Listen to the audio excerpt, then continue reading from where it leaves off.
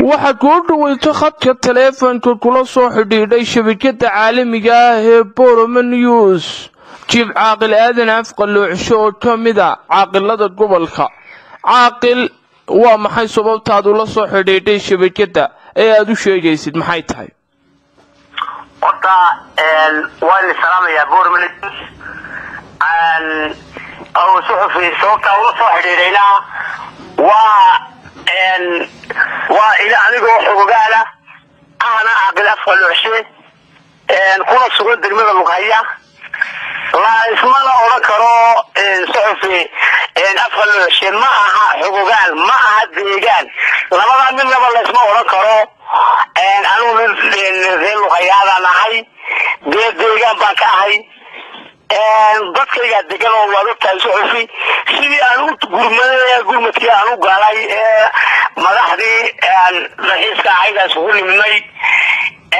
sidii iyo hadda kala bixin luqaya iyo aagayga asmaanta markaan la soo xiriiray wax xoogaal iyo waxa ka dhacay gargaara iyo cidda ka sababa cidda u sababa ah shacabkan ku dhiirigelisay inay sida sameeyaan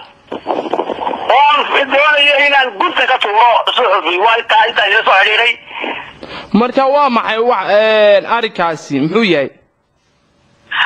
horta arintan sidaad ogtahayba maayarka iyo maamulkiisa loo sababaynayaa ma aha sida masiibadii mogtahay ilaahay intii ku horeetay ilaahay naxariistana ka waraabiye ma garanaysaa meesha ka dhacday horta maayarkay ku dhacday ma garatay gartay maayarka waxa ku haarsatay masiibadu 19 qof oo mid waliba adeerkii iyo aayadii iyo inadeertii ay tahay iyo shikil lagu waayay ma garatay صح ninka geeru marka dhacdo waa kala xumaato laakiin masiibadan dee rogmadka moogtahay maanta intii ka noolayd ilaahay ka badbaadiyay loo gurmanayo wixii gurmadkii wax lagu soo taray maanta la isku haystaa lagu eedeynayo ayaa moogtahay damiirkaygu isii waayay suxufi inaan ku eego maayarka lagu eedeynayo wuxuu ka istaahiyo iyo wuxuu ka ahaa ma garatay صح horta maayarka aniga laftakaygu weli ma arag nisma arag oo dawan nigeeriyeysan maamulna saaran yahay horta aan laftagay waa taxsiinaya oo ilaahay sabirgeeyban haka naga wala siiyo Soomaaliland baa la qabtay geerida iyo wixii damiirlaba uu la qabaa islaama maanta in loo taxsiinaya halkay ka ahayd deeqaa soo gaaray muslimka degan ee deegmada islaamka dawladaha islaamka iyo dawladaha jaarka iyo wixii islaamiyada wax ka soo dhiibteen tuulowal suxufi degmada luqaya waa ilaa 30 tuulo ilaa 700 tuulo weey tuulo kasta guddiga ka dhisan ma garatay suxufi gartay tuulo kasta tuulo ka dhisan ku wareejinayay ciddaasana wax qaybinaysay maayarku dee Soomaaliland ma u taxsiinay soo lahayd intii dhinteena dhimatay adigu kama bixi way naga wada baxday iyaan eegayay oo la wada lahaa maanta inta dhimatay ilaahay baa u gudoomiyaa adigu gudoomiyay inta nool baa u gudoomiyaa taa kullee la wada lahaa ma garatay صح إذا oo inta sanad xilka waayayda mari lahayd baa ugu gabatay geerida hawshan inaamaday ma garatay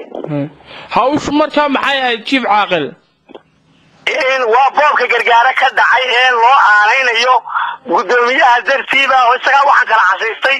ay dadka barkii ku sheekaynayaan marka hawsha gargaara ka dhacday sidee u dhacday hawsha gargaara ka dhacday hawl abiida horta boob dhici jiray umada si fiican ma dadku xog gaadheen moogtahay dadku iyo tuulooyin ay gaadheen waa la heli karaa wixii soo gaaray ee meesha yaalay dee wixii umadii wax la siiyay ka haray meel baa kolley ay yaaleen mana shaabka xitaa madaxweynaha gobolka oo ku hambalyeynaya hawshii kollay toole maamulka iyo guddida tuulada ee gargaara iyo wax u yaaleen meel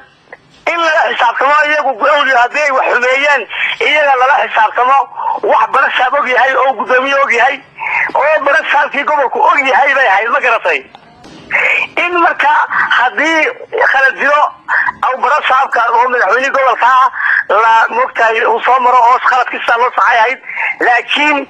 in moogtahay waxa xad oo ku haya dambiilayaasha bulshada abaabulay inay ku xumeynayeen iyagoo xumeeyay alaabadii laga qaadayay systemka dawladnimada boobka waligiiba dhixisay lagu sixi jirayna aw halka ka soo qayb galay madaxweynihii ku-xigeenkii jamhuuriyadda Soomaaliland Cabdiraxmaan Cabdilaahi Ismaaciil Sayri oo ku ambaaraynayo hawsha isaga oo si qabyaalad qaawan kaga soo qayb galay boobka in ay ragaadan afar ilmaadeeray ay yihiin ay ku jiraan awgeed buu uga soo qayb galay ma garatay daawacyada de kollay toole in awliyo marka askariga meesha jooga iyo in cidda hawshan haysan la weeraro kollay dib way timaadaa صح maxaa xalliya abiiday jiraysa waxa loo xalliya dawlad baa xallisa odaydba gala sidaasay ku saxantaa suxufi xaaladii sidaa u socon lahayd dawladdu xallin lahayd haddii askari dib loo geystay iyo haddii sargaal dib loo geystay wax la sixi lahaa ciidanka amniga ee nabadgelyada ee degmada iyo tuuladaba caawimada askarta loo diray daabiyada dhexo gurmad loo diray waa gurmadkii wuxuu madaxweynuhu ka qayb galay oo istaagay ma garad barashaabka oo gurmadkii ka howlgalayo le askarta loo biiriyo hala soo qabsanaga dambiilayaasha ayuu madaxweyne ku-xigeenka ay la hadleen afar ilmaadeeriyiino ka tirsan boobka asbaabka oo lama hadal war in aqaarnimo iyo ilmaadeernimo iyo xaafadnimo iyo madaxweyne ku-xigeenkii qaranka oo degmadu sugaysay oo wax ka weyn laga sugayay aw ku badbaadiyay kuma ku dambiilaha ma garad markaas maxaad ku cadeynaysaa inuu madaxweyne ku-xigeenkii oo amar soo bixiyay in la joojiyo waxa ku cadeynaya wuxuu iska hortaagay wuxuu la hadlay barashaabka ila xoogaadi waxay ka soo gaadheen inuu madaxweyne ku-xigeenku la hadlay oo ciidanka lama soo xiri karo jooja askarta أو قيبتي برصاب كيدا ساكو حريران لقو توجي سدا مقرن ساعيدا كي مقرن horta waxaan leeyahay madaxweyne ku xigeenka isaga mudane madaxweyne degmadu in waqti aad soo gurmatay ma garanaysaa adal xisbada warka maadaama aan wax weyn ka soo gaarin waxa ka weyn baa laga filayay gurmad ka balaaran baa laga filayay laakiin af dambiguna uu dhaca sax ya khalad xarigu yimaada nasiib darrada ku dhacday goboladii galbeedka iyo dadka matalaysay mudane madaxweyne afar ilan oo reer xasan xada inaad ay kula soo xiriiraan kaga hor istaagto dambiilayaal inay ku badbaadaan horta ummadda ku badbaadee waa nasiib darraan leeyahay madaxweynaha wixii laga filayay uga bayr baan leeyahay waxa kale oo halka ka ambaliyeenaya suxufi barashaabka gobolka oo shaqadiisa xoogaalna oo madaxweynihii gobolka degmada xoogaal u ah oo si gaar ah uga sii xaal marinaya odayaal maalin dhaweyd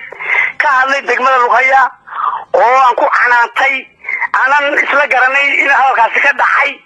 waan xaal marin baa ka bixinaya barashaabka waana ku hambalyeynaya